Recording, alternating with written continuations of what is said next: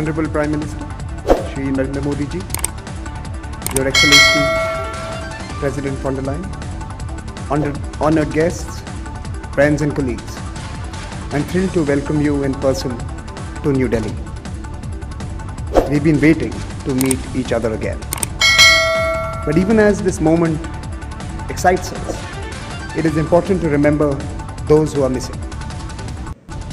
We have lost some in the last 2 years, but at the same time, we have also seen acts of courage of selfless human beings who have worked hard to save lives, who have responded to the crises that engulfed us over the past 2 years and continue to do so today.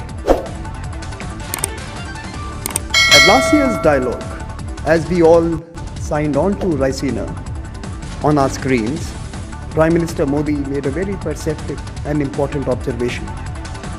He noted that global institutions created in the 20th century to prevent wars had failed to anticipate the challenges of the 21st century and were unable to protect us even from basic threats. He suggested a new imperative to build institutions that respond to essential human concerns from famine to hunger to disease. Our continuing inability to respond equally and equitably to the pandemic and what happened thereafter underscores the point the Prime Minister made. We need to refocus, re-engage and reset our institutions of global governance. Nor have the disorders of the 20th century failed to trouble us in the 21st. Political challenges have marred the past year in the Himalayas and the Hindu Kush, in the Indian Ocean and the Black Sea. Here again, the responses of the institutions created in the past century have been found wanting. We meet today in person, but for many of us, life over the past years moved online. We relied on technology to earn a living, to stay connected with friends and family. And yet, this life-giving online world itself became a new battleground. Infodemics, cyber attacks, online frauds. As our lives became virtual, so did our threats. Our worst fears followed us online. Yet, honored guests, one fighting force has remained undaunted. Communities. Communities responded magnificently. A globalized, individualistic world had to re-anchor itself in communities. When the rest of the world was put beyond our reach, we rediscovered the importance of our families, of our neighbors, of our cities. We remained global, but the essential realities of our localities returned. Today, as we deal with geopolitical headwinds and uncertainty in the supply chains, with the weaponization of financial systems, wars fought with energy, we at Raisina today have a responsibility. This is the first conference that has the opportunity to engage with these issues and many more. The first opportunity to sit together, to look back in order to look forward, to collectively determine a clearer path forward. We are delighted to have speakers and participants from 100 countries in person and many more joining us online. They represent a kaleidoscope of ideas and ideologies, a mosaic of aspirations and ambitions. That is this dialogue's uniqueness and its strength, and you, the community, are its pillar. Honorable Prime Minister, you may recall that when we first discussed this dialogue with you years ago, you said focus on the young, on those who will shape our shared future. This year, our 44th Raisina Young Fellows from approximately 28 countries joined the 1,500 alumni from 109 countries that have been through this fellowship program. This year, we also have 2 Bhutanese colleagues joining them, along with the officer trainees from the Foreign Services Institute who will be a part of these proceedings as well. And soon we are going to welcome to the Raisina family a Future Diplomats Forum, whose alumni will, through their actions and careers, answer many of the questions we will ask ourselves in the days ahead. There are conversations that are hosted in Delhi, but there are also conversations happening in Washington, D.C. and indeed in Berlin this time around. Hopefully next year, we will also have an in-person gathering in Canberra. The Raisina dialogue will follow the sun in search of solutions to the most pressing questions that unite humanity. Let me welcome you all once again to New Delhi and thank our special dignitaries for agreeing to inaugurate this session today. With that, let me invite Mr. Sanjay Joshi Chairman of the Observer Research Foundation, to introduce the program and indeed our speaker this evening. Mr. Joshi, over to you.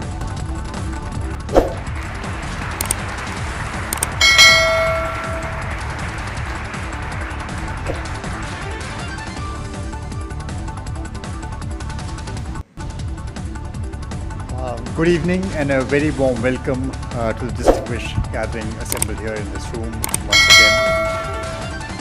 We are assembled in person after a hiatus of 2 years. Last year was an online forum when we gathered together at the Rajasthan Dialogue in front of our computer screens.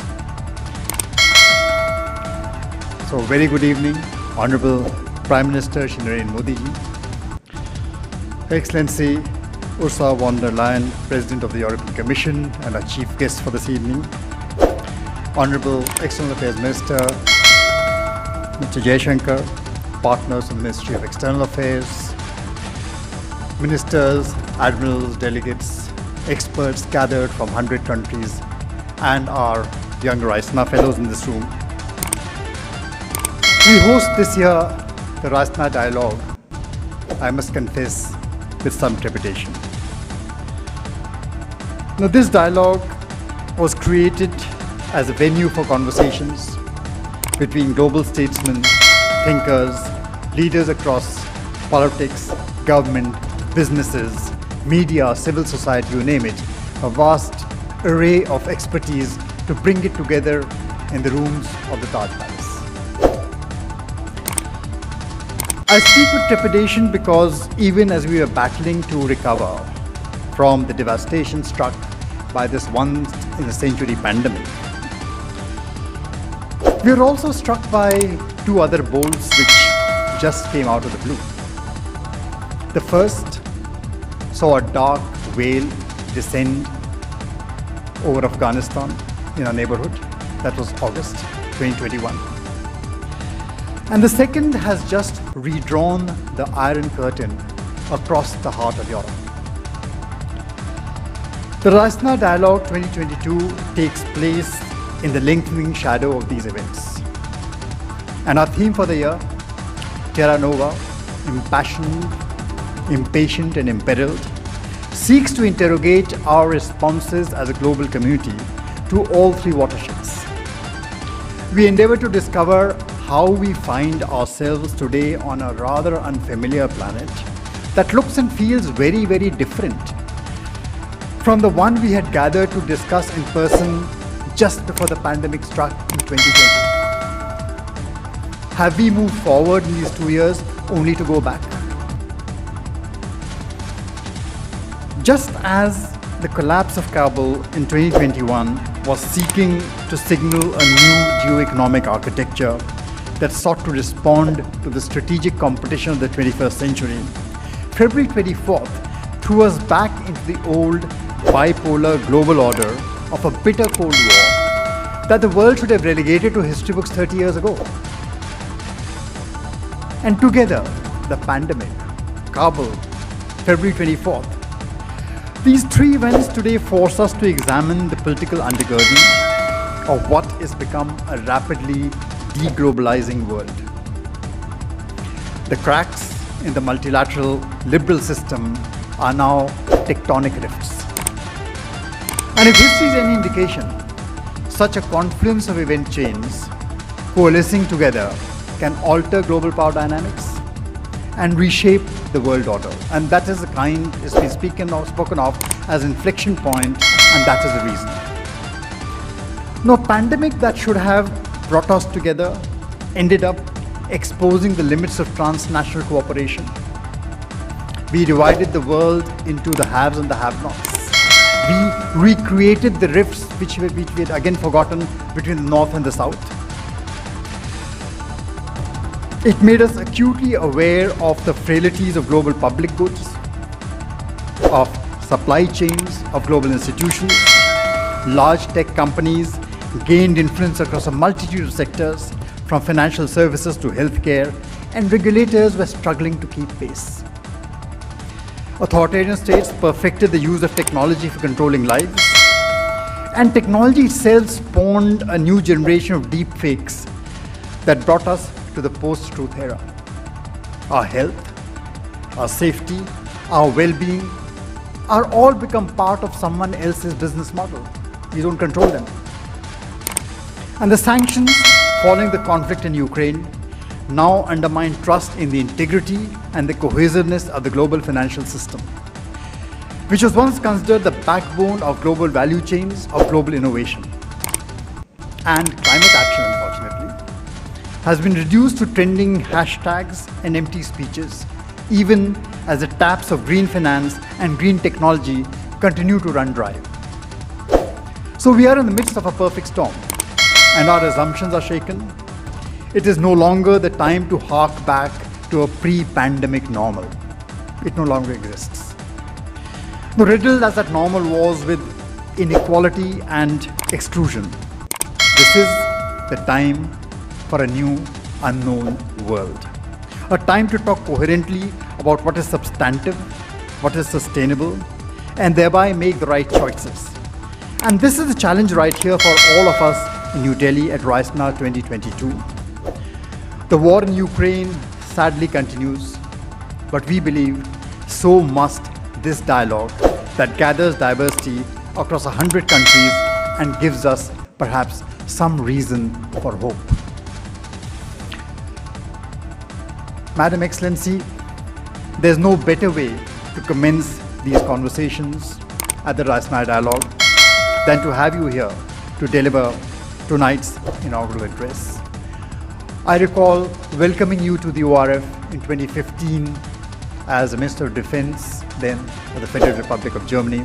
And today it gives me even greater pleasure to have you as the Chief of the European Union. Madam, the floor is yours.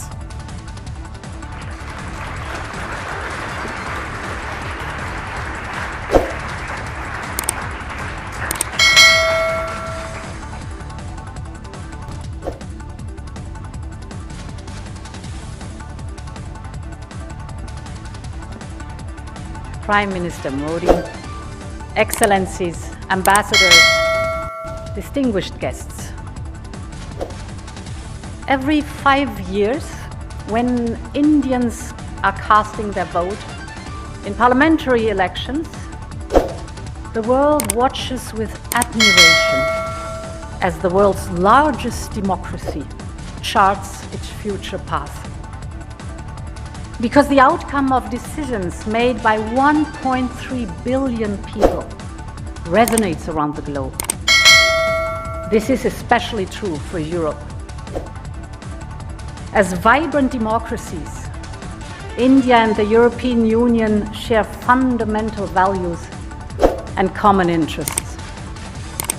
Together, we believe in each country's right to determine its own destiny.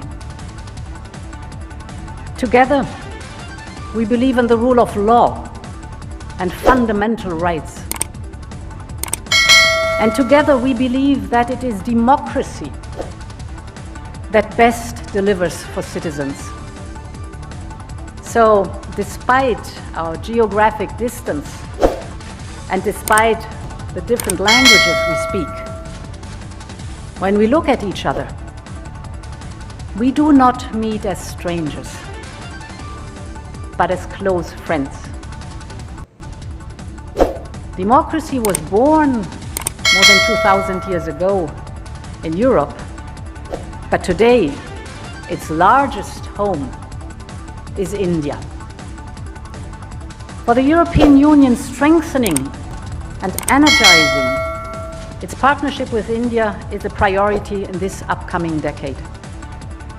Both our economies thrive in a world of common rules and fair competition. And we share the same interests in safe trading routes, in seamless supply chains, and in a free and open Indo-Pacific. Both our regions are driving forces in the digital revolution. And this makes us natural partners in setting global standards to make sure that the rules of the analog world also count in the digital domain. And of course, both India and the European Union are key in the transition to a more sustainable and green future for our planet. So we must pool our strength in the fight against climate change. It's so urgent.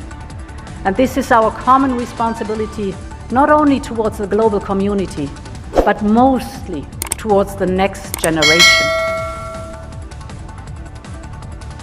However, our values are not shared by everyone. We all see the rising challenges to our open and free societies. This is true for the technological and the economic domain,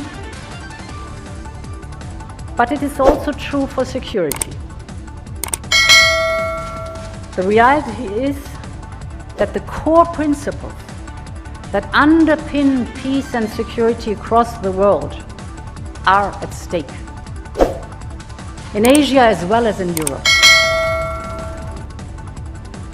The images coming from Russia's attack on Ukraine have shocked and are shocking the whole world. 2 weeks ago, I visited Bucha, the suburb of Kyiv, which was devastated by Russian troops as they withdrew from the north of Ukraine. I saw with my own eyes the bodies lined up on the ground. I saw the mass graves. I listened to survivors of atrocious crimes the Kremlin soldiers committed. I saw the scars of bombed schools and resident houses and hospitals. These are severe violations of international law, targeting and killing innocent civilians, redrawing borders by force, subjugating the will of a free people. This goes against core principles enshrined in the UN Charter. In Europe, we see Russia's aggression as a direct threat to our security. We will make sure that the unprovoked and unjustified aggression against Ukraine will be a strategic failure. This is why we are doing all we can to help Ukraine fight for its freedom. This is why we immediately imposed massive, sharp, and effective sanctions. Sanctions are never a standalone solution. They are embedded in a broader strategy that has diplomatic and security elements. And this is why we have designed the sanctions in a way to sustain them over a longer period of time, because this gives us leverage to achieve a diplomatic solution that will bring lasting peace. And we urge all members of the international community to support our efforts for lasting peace. And if we consider what it means for Europe and Asia, that Russia and China have forged a seemingly unrestrained pact, they have declared that the friendship between them has no limits, that there are no forbidden areas of cooperation. This was in February this year. And then the invasion of Ukraine followed. What can we expect from the new international relations that both have called for? Ladies and gentlemen, this is a defining moment. Our decisions in these days will shape decades to come. Our response to Russia's aggression today will decide the future of both the international system and the global economy. Will heinous devastation win, or humanity prevail? Will the right of might dominate, or the rule of law Will there be constant conflict and struggle, or a future of common prosperity and lasting peace? What happens in Ukraine will have an impact on the Indo-Pacific region. It already has. Countries battered by 2 years of COVID pandemic must deal now with rising prices for grain, energy, and fertilizers as a direct result of Putin's war of choice. Thus, the outcome of the war will not only determine the future of Europe, but also deeply affect the Indo-Pacific region and the rest of the world. For the Indo-Pacific region, it is as important as for Europe that borders are respected and that spheres of influence are rejected. We want a positive vision for a peaceful and prosperous Indo-Pacific region. The region is home to half of the world's population and 60% of the global GDP. Our vision is that the Indo-Pacific region remains free and open and becomes more interconnected, prosperous, secure, and resilient, with an open and rules-based security architecture that serves all interests. To this end, we will deepen our engagement with our partners in the region, including ASEAN. On China, we will continue to encourage Beijing to play its part in a peaceful and thriving Indo-Pacific region. The relationship between the European Union and China is simultaneously strategically important and challenging. All at once, China is a negotiating partner, an economic competitor, and a systemic rival. We will continue our multifaceted engagement. We will continue to cooperate on tackling common challenges, and we will protect our essential interests and promote our values. And on this foundation of engagement in the Indo-Pacific region, we seek to build a new common agenda for the 21st century. One major item on this agenda is the need around the world for massive investment to overcome the fallout of the COVID pandemic and to modernize their economies. And as a consequence, some countries have been forced to take unsustainable offers. They face a situation where they do not fully control their own infrastructure, be it seaports or airports, be it bridges or railways. But investments in our future should never come at the expense of a country's independence. Throughout the 2020s, developing Asian countries will need to invest more than 5% of their gross domestic product to meet the infrastructure needs of their own fast-growing economies. This means globally over $1.7 trillion per year. The needs are massive, but so are the opportunities. This is why we have introduced Global Gateway. Global Gateway is Europe's vision for investment in clean and sustainable global infrastructure. Global Gateway will enable up to 300 billion euros to support major infrastructure priorities around the world. From clean energy to digitalization, you name it, our offer will be transparent and values-driven. With Europe, what you see is what you get. And let me focus on specifically 2 points.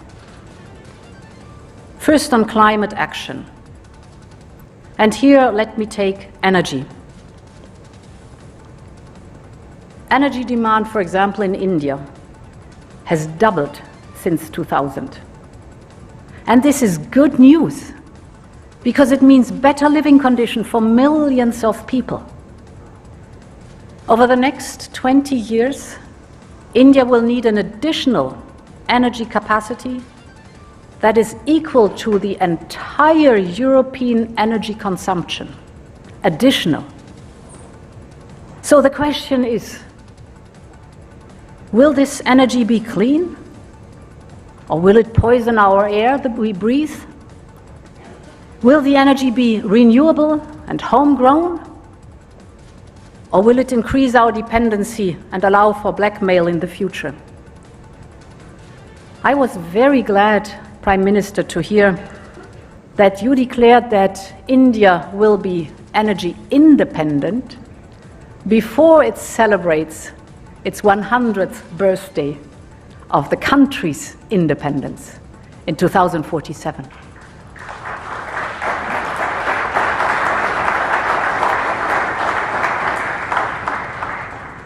So the choices made today are crucial, not just for this great nation, but for the whole world. Global Gateway could bring, for example, to India and Bangladesh more hydropower produced in Nepal and Bhutan. It could build clean hydrogen infrastructure to power up your heavy industries. Just yesterday, I visited the headquarters of the International Solar Alliance. This is a great partnership launched by Prime Minister Modi and now bringing together 86 countries. So it's innovation at the service of people, because the International Service Alliance will benefit most the least developed countries and the small island developing states. And given the geopolitical and climate challenges we face, the business case today for solar is stronger than ever. So we should massively scale it up also through Global Gateway for the benefit of our common prosperity and the planet we all share. We also can help the climate when saving energy. I know this sounds obvious, but in a country the size of India, the sum of many small individual decisions can have a tremendous overall impact in the end. Just think of this example. As prices drop dramatically, in recent years, millions of Indians switched from using traditional old light bulbs to modern LED lighting technology. This resulted in annual energy savings of 30 terawatt hours. This is roughly enough to power 28 million average Indian households for a year, just by saving, or for the whole of Denmark, just through saving energy.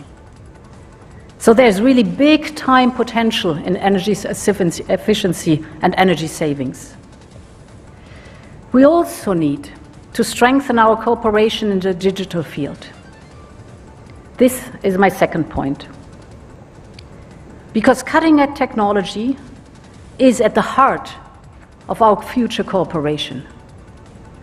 And Asia is a powerhouse when it comes to new technologies, from artificial intelligence to quantum computing. Our cooperation is about more than investment and infrastructure.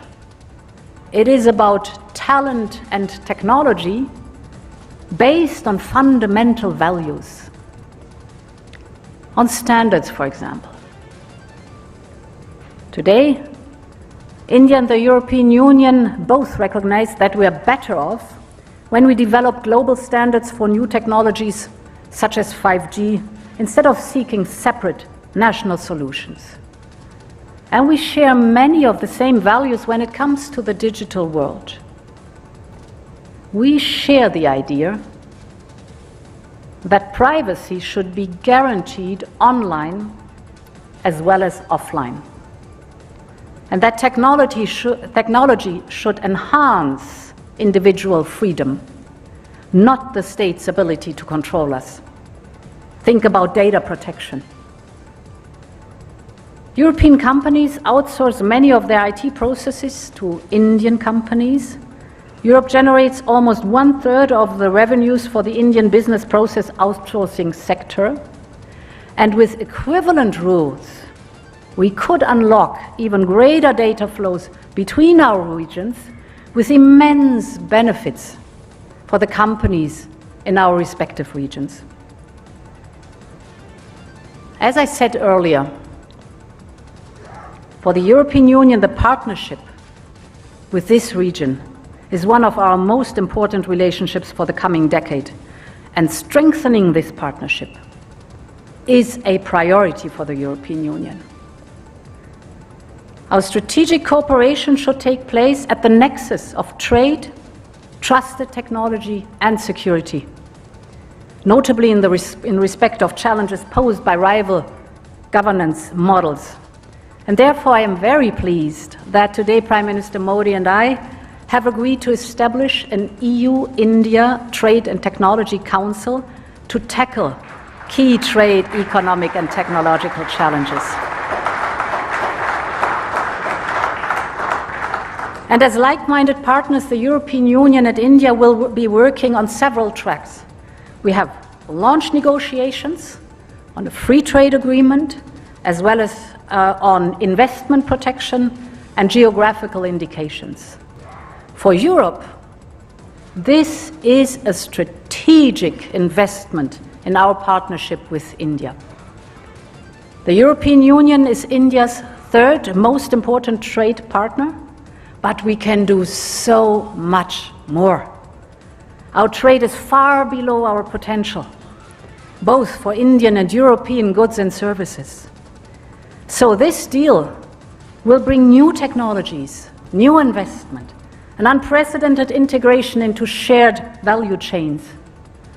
We are the two largest democracies in the world, and together we have a lot to give for the benefit of the people. Ladies and gentlemen, we are living indeed in a terra nova, as the title of this year's Raisina Dialogue suggests. We all have to choose whether we want a terra nova to be wild, dangerous, and an unlivable place, or a better home for all humankind. I am convinced that democracies will have a crucial role to play in defining the world of tomorrow. I want Europe to be a partner for Asia in shaping this new world, a world of independent yet interconnected countries, working together for a more prosperous and peaceful world, working together for the benefit of humankind. Thank you very much for your attention.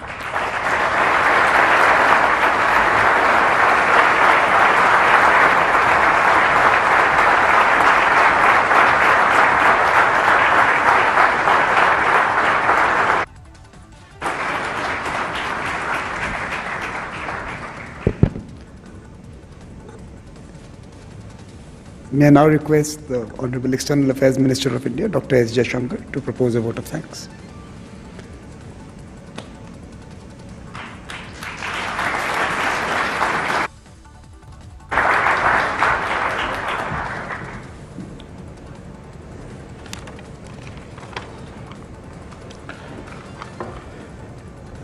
Prime Minister Shri Narendra Modi ji, President von der Leyen, Excellencies, ladies and gentlemen.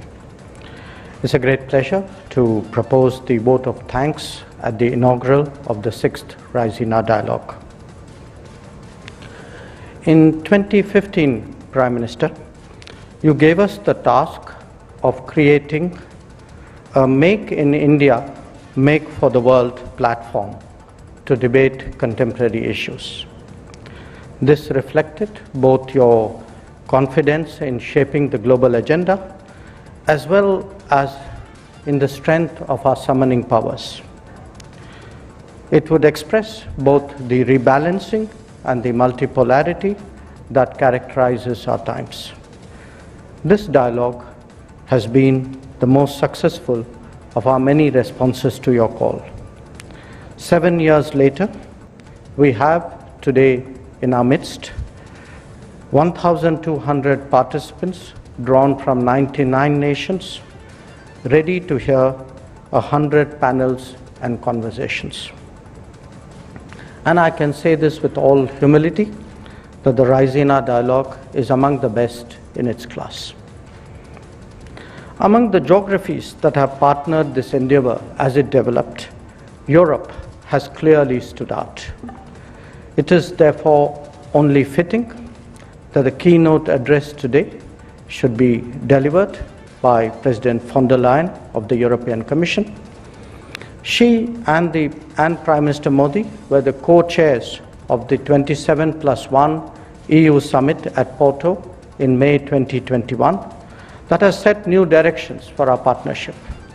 Her personal leadership was largely responsible for the impetus given to the initiatives designed to take our ties to the next level. These include an FTA, an investment agreement, and a geographical indications agreement. Earlier today, we announced the launching of the Trade and Technology Council as well. This coordination mechanism will facilitate our working together on expanded trade, on trusted technologies, and on security. The European Union has already articulated an Indo-Pacific and a connectivity strategy, respectively, that contributes to our convergence. Our climate action, digital, and other conversations are getting increasingly serious. And as we have heard, the EU is approaching global challenges with a much sharper strategic awareness. Indeed, these are the subjects of discussions at this very dialogue. Let me therefore conclude by thanking President von der Leyen for her very thoughtful address that has set the tone for our deliberations. Our collective appreciation, naturally, to Prime Minister Modi, who remains the inspiration for this dialogue. I recognize the commitment of the organizers, Observer Research Foundation, whose painstaking preparations are so visible, and I'm sure that you all equally applaud. And not least, I thank all participants and those who have joined us virtually for being part of this exciting journey. Thank you very much.